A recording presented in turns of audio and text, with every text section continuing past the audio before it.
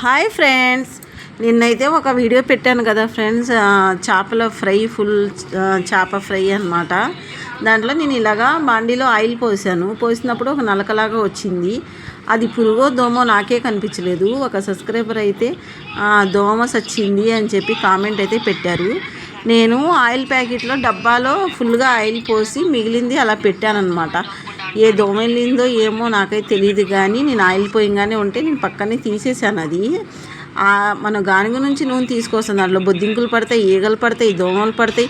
వాళ్ళు జల్లించి మనకి వడగట్టి ఇస్తారనమాట. ఏమీ లేకుండా ఫ్రెష్గా మనకు వచ్చేస్తాయా ఏంటి ఫ్రెండ్స్? ఆ మాత్రం దానికి కామెంట్ చేయాలా? ఒక మంచి కామెంట్ పెట్టచ్చు కదా. దోమ వచ్చింది అని చెప్పి కామెంట్ పెట్టారు. నేను చాలా ఫీల్ అయ్యాను ఫ్రెండ్స్. అయితే ఇప్పుడు ఈవినింగ్ టైం అనమాట. టైం 8:30 అలా అయింది. నేహానేమో కోడిగుడ్లు మసాలా కర్రీ చేయమని చెప్పి అంది. అయితే 3 ఉల్లిపాయలు, 4 పచ్చిమిరపకాయలు ఆయిల్లో శుభ్రంగా చేసుకున్నాను. కొంచెం పసుపు, కొంచెం కారం, కొంచెం గరం మసాలా, కొంచెం ధనియాల పౌడర్ వేసి అంతా కలిపేసుకొని కొంచెం నీళ్ళు, చిన్న గ్లాస్ నీళ్ళు పోసుకొని ఉల్లిపాయలు మగ్గేంత సేపు పెట్టి తర్వాత 5 గుడ్లు అనమాట వేరే గిన్నెలో పగలకొట్టి వేసుకున్నాయి. ఇప్పుడు వేసవకాలం కదా ఫ్రెండ్స్, గుడ్లు అయితే పాడైపోతున్నాయి. పాడైతే 1-2 పాడైతాయి. కూరలు వేస్తే కూర అంతా పాడైద్ది అని చెప్పేసి నేను వేరే బౌల్లో అయితే పగలకొట్టి వేసుకున్నాను. దేవుడి దయ వల్ల గుడ్లు అయితే బాగున్నాయి.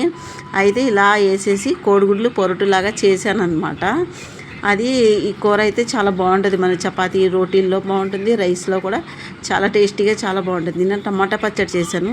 ఆ టమాటా పచ్చడి కూడా ఉంది కదా, కలుపుకుంటే బాగుంటుంది అని చెప్పేసి ఇలా పొడి పొడిలాడుతూ కూర అయితే వండాను. బాగా గరిటితో బాగా కలిపెట్టకుండా కొంచెం అలా పైన కలిపితే గుడ్లు ముక్కలుగా ఉంటుంది, బాగుంటుంది. లాస్ట్లో కొంచెం కొత్తిమీర వేసేసుకొని ఇలా దింపేసుకున్నాను. కూర చూసారా, పొడి పొడిలాడుతూ బాగుంది. రైస్లోకి చాలా బాగుంటుంది. ఇది నేహాకైతే ఆకలి అంటుంది.